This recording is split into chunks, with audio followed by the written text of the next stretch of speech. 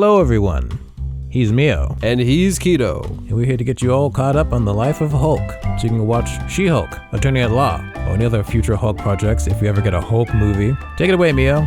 Alright, Incredible Hulk. Bruce, Robert, David Banner is working with a team of scientists to recreate the super soldier serum, as seen in Captain America, but things go incredibly wrong.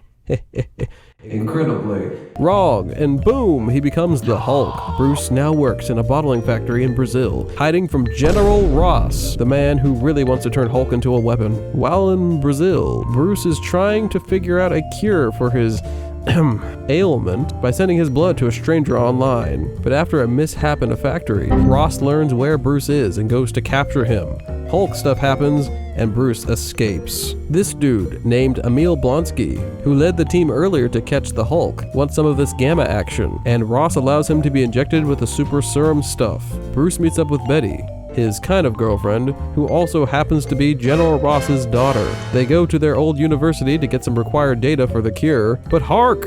An ambush! It's a trap! Hulk stuff happens, but Blonsky, who's all juiced up and ready to go, attacks the Hulk, and gets kicked into a tree. Bruce and Betty escape and find the stranger from online, who says he has a cure. It works. Ross busts in for the third time, and this time succeeds. After they arrest the Hulk and take him away, Blonsky demands that he gets the big gamma too, so he can become a Hulk.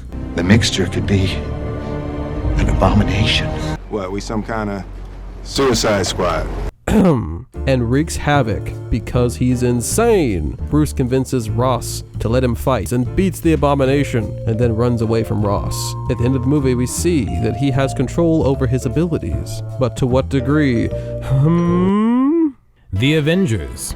After presumably years, Bruce is in Kolkata, I'm not sure if I'm saying that right, using his skills as a doctor to heal the sick. However, his new peaceful life is interrupted when Natasha Romanoff, Black Widow, is sent by Nick Fury to recruit Bruce to help the Avengers stop the god of mischief, Loki, from taking over the world. Bruce agrees to go and helps them find Loki so they can capture him, but it was all a ploy to get Bruce on the helicarrier. Loki escapes, and he and his goons attack the helicarrier, injuring Bruce and releasing the Hulk. Hulk is angry and confused and attacks Black Widow, but Thor steps in and the two battle. They match blows, and then Hulk attacks a plane and falls out of the sky. After returning back to Bruce Banner, he ends up with the rest of the Avengers on the ground to stop Loki's master plan. Hulk stuff happens, and Bruce shows that he's always angry, and he teams up with the Avengers to bring down the puny god and bring him to justice. Iron Man 3.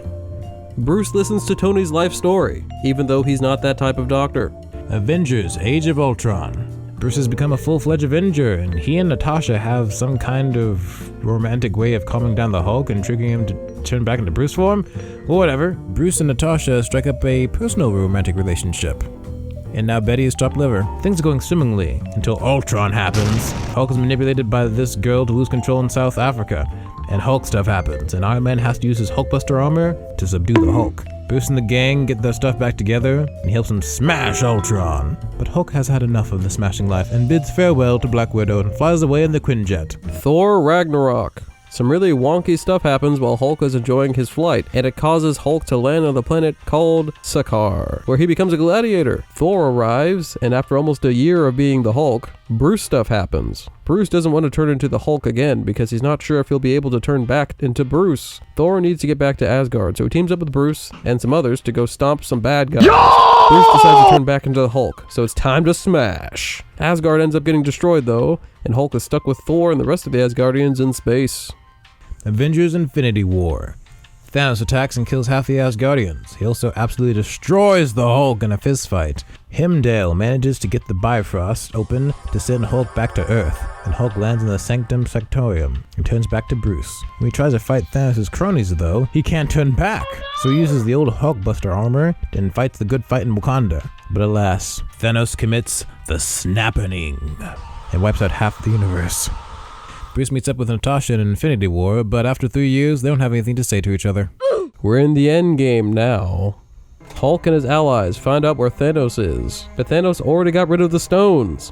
But now he's dead. Then, 5 years after the Snappening, Hulk goes through the most dramatic character development we will never get to see. It seems Bruce has reconciled with the Hulk, and now Bruce/Hulk is always in Hulk form, but with Bruce's mind in control. I see this as an absolute win. Not. Hulk and Iron Man work out how to time travel. If you haven't seen Endgame, please don't ask. And time travel stuff happens. Tasha tragically sacrifices herself, and now she's dead. They now have all the Infinity Stones, and Hulk performs the unsnapping, but he burns his arm. Don't worry, it won't have any consequences. Thanos arrives, but so do the remaining Avengers. So they finally beat Thanos. Happy day! Shang-Chi! Abomination, for some reason, is here, and Bruce pops up in the very end to say some science stuff. And now you're all caught up with the Hulk and ready to watch She-Hulk, if you dare. Please like and subscribe for more content. And if you can't think of anything else to comment fist for the algorithm. And until next time, he's Mio. And he's Keto. And have a blessed day. Bye.